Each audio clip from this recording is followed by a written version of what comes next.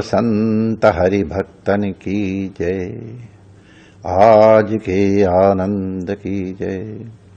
जय जय श्री राधे श्याम।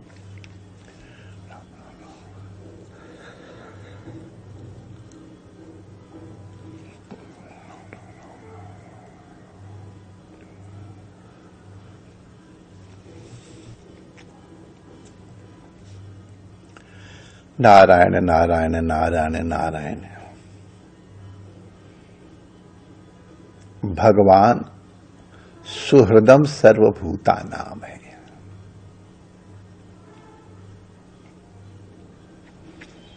भगवान हृदय से तिष्ठति।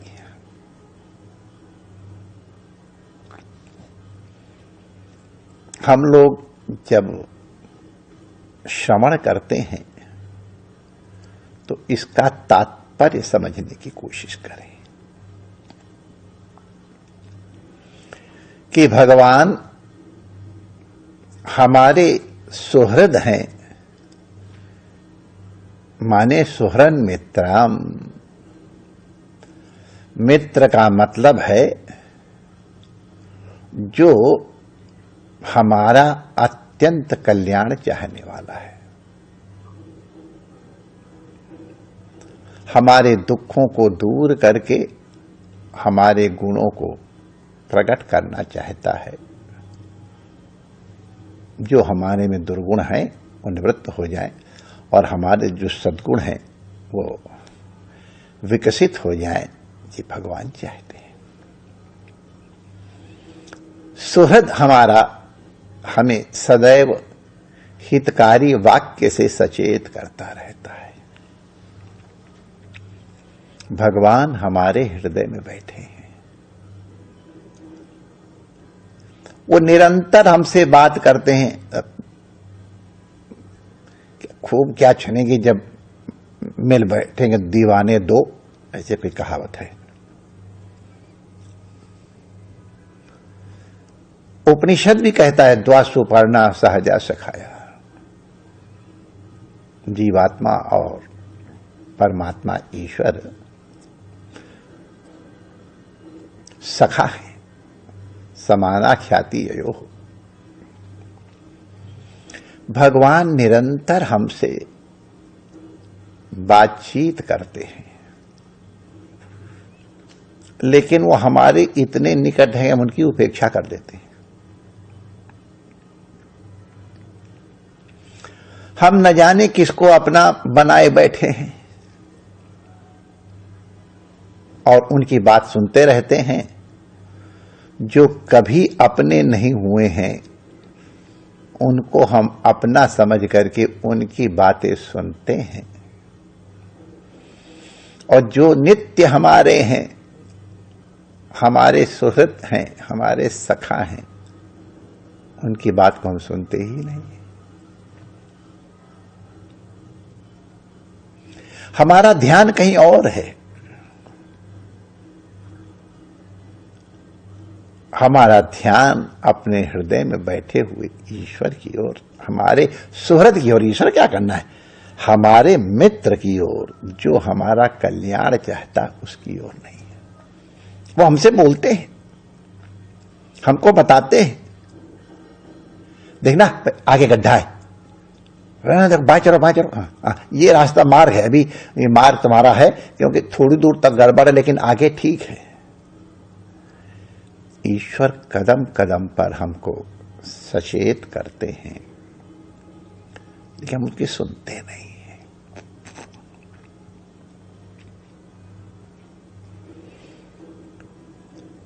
तब एक प्रश्न होता है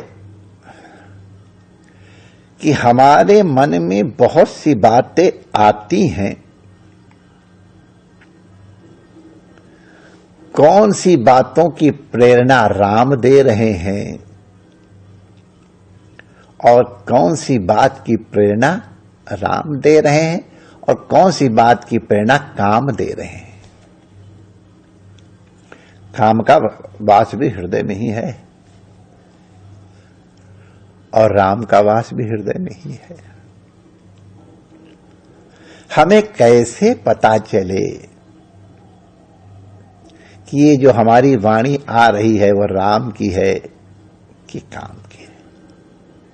इसके बारे में बड़ा सत्संग हुआ महात्माओं बनी कि कैसे पता चले कि कौन सी वाणी राम की है, कौन सी वाणी काम की है। शैतान भी बड़े मीठे रूप में आकर के और फंसाता है क्रिश्चियन मैथोलॉजी में। तो कैसे पता चले कि ये राम की वाणी है, कैसे पता चले कि काम की वाणी है? और ये आपके जीवन में होता है। कई लोग तो हमारे पास भी आ जाते हैं कि हमको ये आदेश हुआ है आपसे करने के लिए। मुझे पता चल जाता है कि ये इनके काम का आदेश है, राम का आदेश नहीं है। राम का आदेश होता तो पहले हमसे कह देते मैं तुम्हारे पास भेज रहा हूं, जरा उसका ध्यान रखना। हम उनसे ज्यादा क्लोज हैं तो पहले हमसे कहे, पहले उनसे कहेगा। तो संतों ने बहुत विवेक पूर्वक कहा कि भगवान सत हैं, भगवान चित हैं और भगवान आनंद हैं। इसलिए जिस वाणी से सत का प्रकाश हो रहा हो, चित्त का प्रकाश हो रहा हो, आनंद का प्रकाश हो रहा हो, वो ईश्वर की वाणी है। भगवान सबके हित, सबके प्रियकारी हैं। आप ये गौर करो कि तुम्हारी ये जो अंदर से आवाज सुनाई पड़ रही है वो सर्वभूत हिते रता की कसौटी में कसती है कि नहीं? कि वो भगवान सर्वभूत हिते रता है।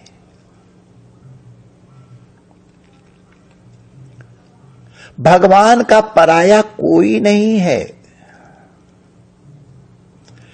इसलिए अगर तुम्हारे मन में किसी की द्वेष की बात आ रही हो तो समझ लेना ये परमात्मा की वाणी नहीं है।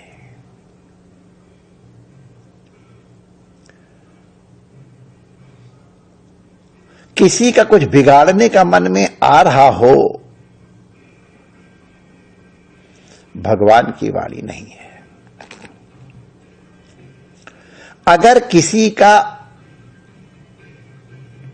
गलत मार्ग का आश्रय करके लाभ करने का मन में आ रहा हो, समझ लेना ये काम की वाणी है, राम की वाणी नहीं है।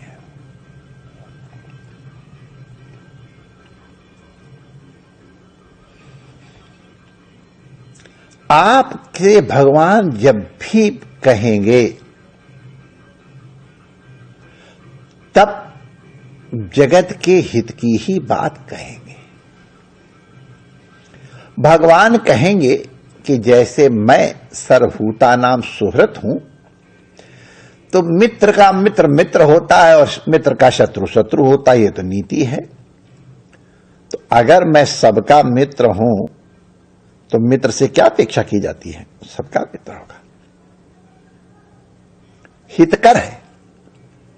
तो हमारी जो हमको प्रेरणा मिले सबके लिए हितकारिणी है कि नहीं है? देखो, रोग की निवृत्ति का उपाय करना यह विधि है, लेकिन रोगी के निवृत्ति करने का मन में संकल्प आता है तो वो राम की वाणी नहीं है। बुराई से वैर करो, व्यक्ति से मत करो। भगवान तो कहते हैं कि अब के सुदराचारो भजते माम अनन्य भाग। जो मेरा हो गया क्या कैसा भी हो,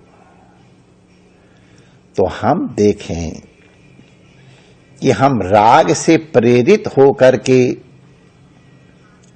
कोई अपने मन में संकल्प ला रहे हैं, द्वेष से प्रेरित होके अपने मन में संकल्प ला रहे हैं, किसी लोभ के कारण।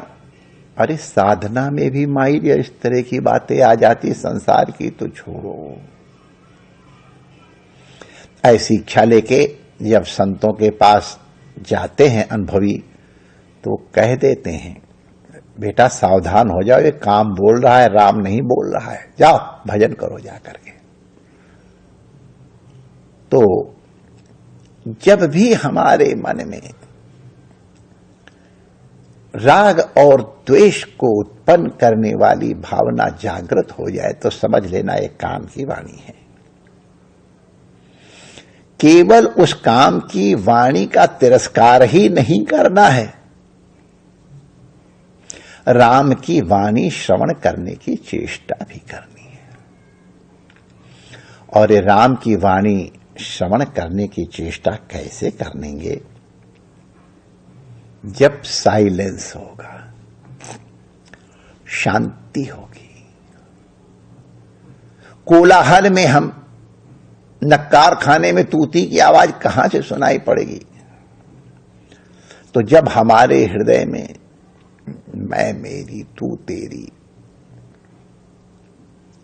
नाना प्रकार के राग द्वेष काम क्रोध इत्यादि की वृत्तियों के झंझावात आ रहे होंगे, हमारी वृत्तियां न जाने कितनी प्रकार की लहरों की उथक पटक कर रही होंगी, ऐसे समय में भगवान की वाणी श्रवण नहीं हो सकती है।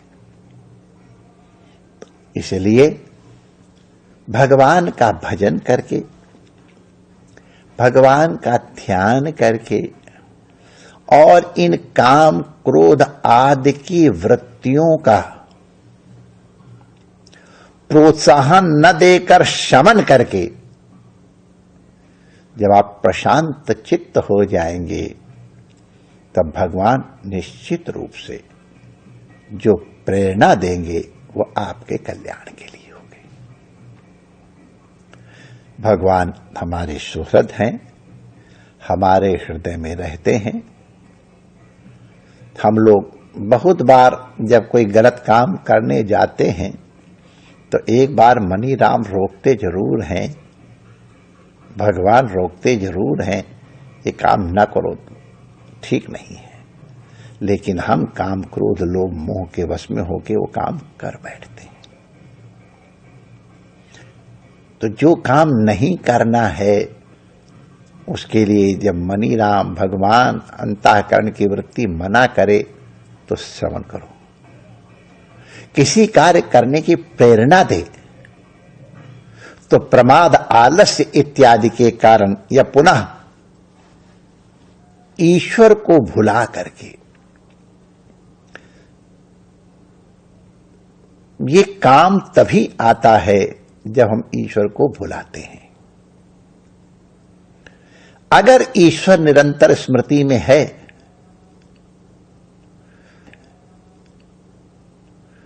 तो फिर भगवान सर्वमय है, सर्वहितकारी, सर्वसुहृद हैं। हमारे मन में पाप करने की भावना जागृत ही नहीं होगी। निज प्रभु मैं देखें जगत का आसन करें विरोध। तो इसलिए भगवान की वाणी सुनने का एकमात्र उपाय है अपने नयनों को अपने दोस्त से मिलाओ, अपने कानों को भगवान के शब्द सुनने के लिए उत्प्रेरित करो, हृदय में भगवान के प्रति अपार प्रेम अनुभव करो। आपको भगवान की वाणी अवश्य सुनाई पड़ेगी। भगवान की वाणी नित्य आती है, नित्य माने हर क्षण आती है, लेकिन हम अपने प्रमाद के कारण श्रवण नहीं कर पा रहे हैं। भगवान की वाणी उत्पन्न नहीं करनी, वो तो नित्य है। जो उसको विरोध करने वाली वाणियां हैं उनको श्रवण करने की चेष्टा करो, फिर जो भगवान प्रेरणा करें वो आपके आत्म कल्याण के लिए ही होगा, इसमें कोई संदेह नहीं। परमात्मा आप सबका मंगल करे। जय श्री कृष्ण।